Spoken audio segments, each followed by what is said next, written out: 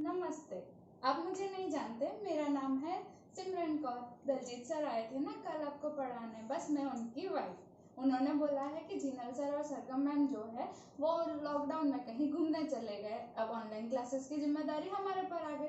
तो सर ने बोला आज से हम लोग पढ़ाएंगे। तो कल उन्होंने मैथ्स पढ़ा लिया, साइंस पढ़ा लिया, आज बोला कि आप पढ़ा लो, तो मैं आज इंग्लिश पढ़ाने वाली हूँ।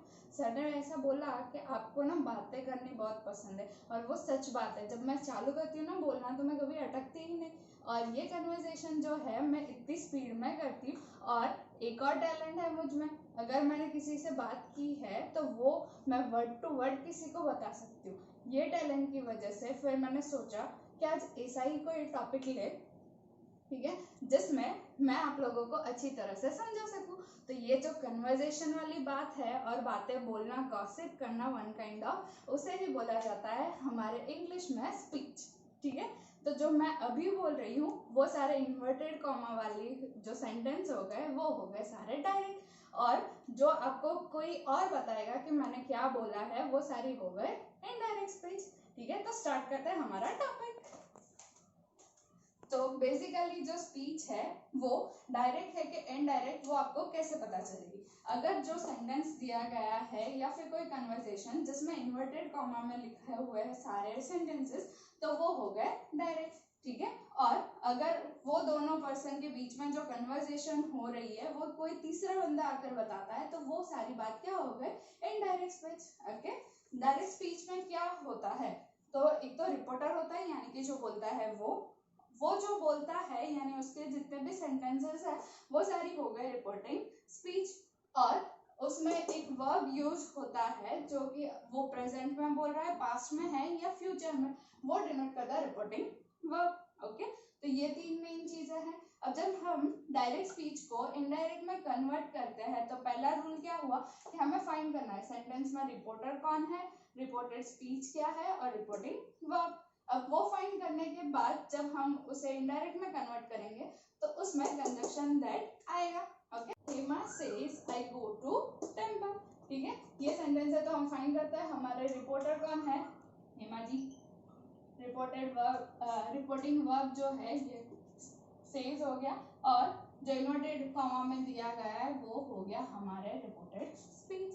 अब क्या करना है, देखना है कि हमें ये जो रिपोर्टिंग वर्ब दिया है वो कौन सा टेंस का है। अगर वो सिंपल प्रेजेंट टेंस का है तो उसमें क्या होगा, कोई चेंज आएगा नहीं टेंस में, सिर्फ किस में चेंज करना है, जो यहाँ पर प्रोनाउन लिया है उसी में। तो इसका क्या होगा इनडायरेक्ट, पहले तो हमें लिख देना है नाम हेमा सेज, फिर कंजक्शन दैट।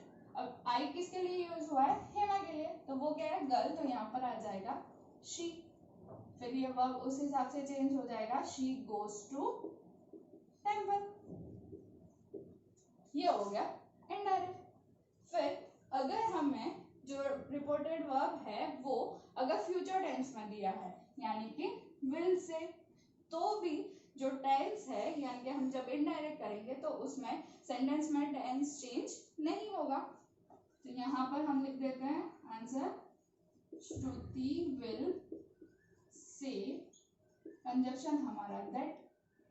अब यहाँ आई है तो शी, एम की जगह आ जाएगा इज, फाइन, दैट्स इट, इतना इजी है, ठीक है। तो यानी कि अगर सेज या विल से आता है तो हमें सिर्फ प्रोनाउन चेंज करना है, टेंस चेंज नहीं करना। अब बच्चे गलती कहाँ करते हैं कि ये अगर लिखा हुआ है तो पहले समझा है कि टेंस चेंज करना है, तो ऐसे वो देखते नहीं कि रिपोर्टिंग वर्ब कौन सा है, सीधा बोल दिया कि टेंस चेंज करना है तो वो कर देते हैं, नहीं, पर ध्यान रखना है कि कौन सा रिपोर्टिंग वर्ब दिया हुआ है। अब ये तो मैंने बताया कि सेज और विल से होता है तो कोई चेंज नहीं होगा। उसी तरह अगर कोई साइंटिफिकली प्रूव सेंटेंस है, ट्रूथ है, ठीक है, यूनिवर्सल ट्रूथ, तो फिर वहां पर भी कोई चेंजेस नहीं आते। जैसे कि मैंने यहाँ पर एक सेंटेंस लिया है, teacher says moon is moving around the earth, ठीक है, तो उसका हो जाएगा टीचर सेज दैट, फिर आगे पूरा सेंटेंस।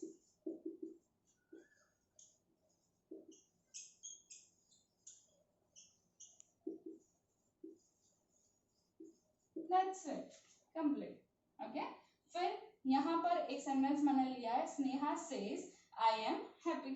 ओके, तो यानी कि वो खुश है, तो वो सच है, वो खुश है। ओके, तो उसमें भी कोई चेंज नहीं आएगा।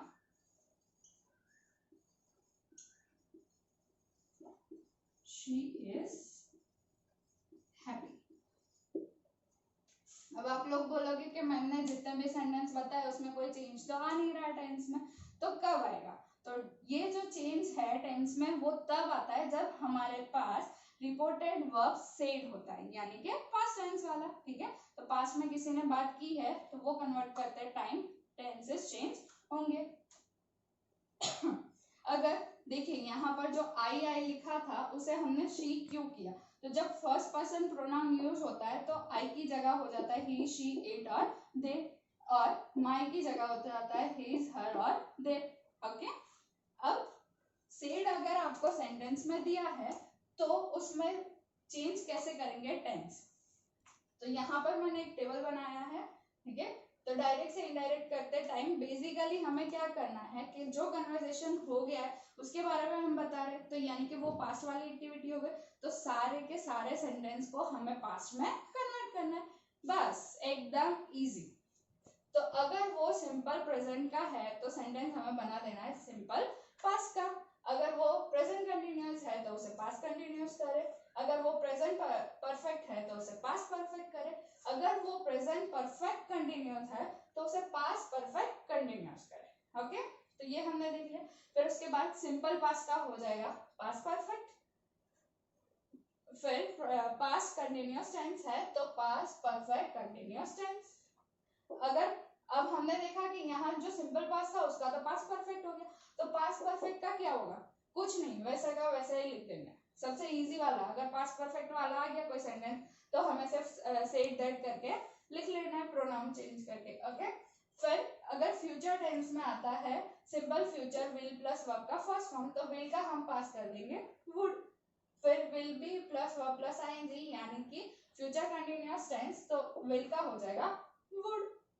फिर फ्यूचर परफेक्ट तो will have verb plus third form है उसका सिर्फ करना है वुड हैव प्लस वर्ब का थर्ड फॉर्म। ठीक है, फिर ये कुछ मॉडल्स है जैसे कि कैन का हो गया कुड, मे का हो गया माइट, मस्ट का हो गया हैड टू, शुड का शुड, माइट का माइट, कुड का कुड, ऑट टू का ऑट टू और वुड का वुड। ठीक है, ये है टेंस के हिसाब से चेंजेस।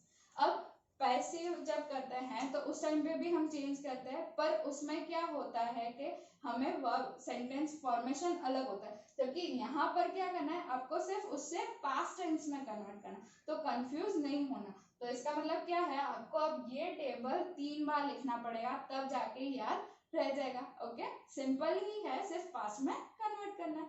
तो ये हो गया हमारे टेंस का चेंज हम किस हिसाब से करते हैं। अब मेन क्या है इसमें, प्रोनाउन चेंज करना। ठीक है, तो पहले तो मैंने बताया कि अगर ये जो रिपोर्टर है वो फर्स्ट प्रोनाउन यूज करता है तो इस हिसाब से चेंज आएगा। अगर रिपोर्टर जो है फर्स्ट पर्सन यानी कि आई वी यू दे, उन्होंने खुद के लिए ही आई वी यू दे यूज किया यानी वो प्रोनाउन यूज किए, तो हम किस हिसाब से लिखेंगे, तो यहाँ पर प्रोनाउन फिर चेंज नहीं होगा। एक सेंटेंस है I said I had applied for job. ठीक है, तो क्या होगा, I said that, अब आई ने बोला है तो वो फिर चेंज थोड़ी ना होगा, वैसा का वैसा ही I had applied for job। अब देखिए यहाँ जैसे मैंने बताया कि हेड प्लस वर्ब का थर्ड फॉर्म है तो उसे टेंस में किस हिसाब से चेंज करना है, हेड प्लस वर्ब का थर्ड फॉर्म। ठीक है, यानी कि वही का वही। अगर यहाँ पर हो गया होता हैज अप्लाइड, तो हैज अप्लाइड कहाँ गए, ये रहा, तो उसका हो जाता है हेड। ठीक है, तो यानी ये प्रेजेंट का हो गया पास्ट, समझ गए, ये है रूल। फिर अगर सेकेंड पर्सन प्रोनाउन यूज हुआ है तो वो अकॉर्डिंग टू ऑब्जेक्ट उसमें चेंजेस आएंगे, जैसे कि यहाँ पर कन्वर्सेशन है he said to me you are a brilliant student. अब सेड के बाद अगर हमें कोई लिसनर मिलता है तो हम सेड का क्या कर देंगे, टोल्ड। ठीक है, उसने बोला उस हिसाब से टोल्ड, ही टोल्ड मी, फिर हमारा कंजक्शन तो लगा ही देना है दैट। ओके, हमने दैट लिख लिया। अब उसके बाद यू किसके लिए बोला गया, मेरे लिए, ठीक है। तो मेरे लिए यानी कि आई, फिर आगे का पूरा सेंटेंस वैसे का वैसे।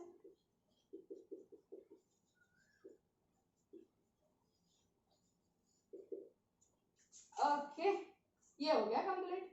फिर थर्ड पर्सन प्रोनाउन जो है रिपोर्टिंग स्पीच का, वो चेंज कब नहीं होगा, जब वो खुद पर्सन है वो अपने बारे में बोलती है उस टाइम पे। यानी कि यहाँ पर एग्जांपल है she said she will buy a pen, यानी कि वो बता रही है कि वो पेन खरीदेगी, तो उसमें कोई चेंज नहीं हो सकता, तो वो भी इस हिसाब से लिखना है सेड दैट। अब यहाँ पर क्या ध्यान रखना है, यहाँ पर सेड है तो यानी कि ये सेंटेंस जो है उसमें प्रोनाउन चेंज नहीं होता पर टेंस तो चेंज होगा ना। तो विल बाय का क्या होगा, फटाफट से, यस वुड बाय। ओके, तो that she would buy a pen, ये हो गया कन्वर्सेशन। अब बताओ, इतना सेंटेंस बताया, इसमें कुछ हार्ड लगा आपको, नहीं ना, यही है, सिर्फ याद रखना कि ऐसे सिर्फ पास्ट में कन्वर्ट करना है बस। और बच्चे देखते ही बस घबरा जाते हैं कि ये तो बहुत डिफिकल्ट है, और क्या करता है पता है, कुछ बार तो बच्चे छोड़कर ही आ जाते हैं, और एक्स्ट्रा जो ब्रिलियंट स्टूडेंट होते हैं ना, वो पूरा का पूरा वही क्वेश्चन लिखकर आ जाते हैं कि हाँ इसमें से कुछ तो मार्क्स मिल ही जाएंगे। अब मैंने टेंस का चेंज बता दिया, प्रोनाउन का बता दिया। अगर हमारे सेंटेंस जो है उसमें कुछ इस तरह के वर्ड्स यूज होते हैं तो उसे भी हमें पास के वर्ड में करना पड़ेगा, ठीक है। तो जो अगर नाउ है तो उसका हो जाएगा देन, अगो है तो उसका हो जाएगा बिफोर, दिस है तो उसका हो जाएगा दैट, ठीक है। हियर का हो जाएगा दैट, हियर आफ्टर का देयर आफ्टर, दिस का दोस, दस का सो। और अगर सेंटेंस में टुडे या टुनाइट यूज हुआ है तो यानी कि वो बंदा और बंदी आज के बारे में बात कर रहे हैं, पर जब उसे कोई कन्वर्ट करेगा तो वो दैट हो जाएगा, ठीक है। तो यानी कि दैट डे और दैट नाइट। अगर उसमें लास्ट डे के बारे में जिक्र किया गया है यानी कि पास्ट वाले में, ठीक है, तो उसका हो जाएगा प्रीवियस डे। अगर last week, last month, last year ऐसे है तो लास्ट की जगह हटाकर हमें प्रीवियस लिख देना है। अगर यस्टरडे यूज हुआ है तो उसको कर देना है द प्रीवियस डे या द डे बिफोर, यानी कि एक डे पहले। अब सारी बातें पास्ट में है तो फ्यूचर में भी कुछ हो सकता है ना कि वो नेक्स्ट ईयर क्या करने वाले उसके बारे में भी बात करें। तो अगर सेंटेंस में नेक्स्ट डे, वीक, मंथ या फिर ईयर दिया है तो आपको भी उसी हिसाब से चेंज करना रहेगा, the following day, the following week, following month, following year. या फिर आप क्या लिख सकते हो, द डे आफ्टर, ठीक है, यानी कि आज का दिन है उसके पीछे का दिन, मतलब आगे जब फ्यूचर वाला दिन, उस हिसाब से वीक के आगे भी वीक आफ्टर, मंथ आफ्टर और ईयर आफ्टर। तो ये सारी बातें थी। अब आप बताइए, मैंने पहले बोला था वो सही है कि नहीं, जब मैं स्टार्ट करती बोलना तो मैं अटकती ही नहीं। अब मैं आपको टाइम दे रही हूँ कि थोड़ी देर में चुप हो जाओ और आप ये सारी चीजें जो है वो नोट डाउन कर ले, और अगर कोई डाउट है तो मुझसे पूछ ले। जल्दी मिलेंगे, बाय।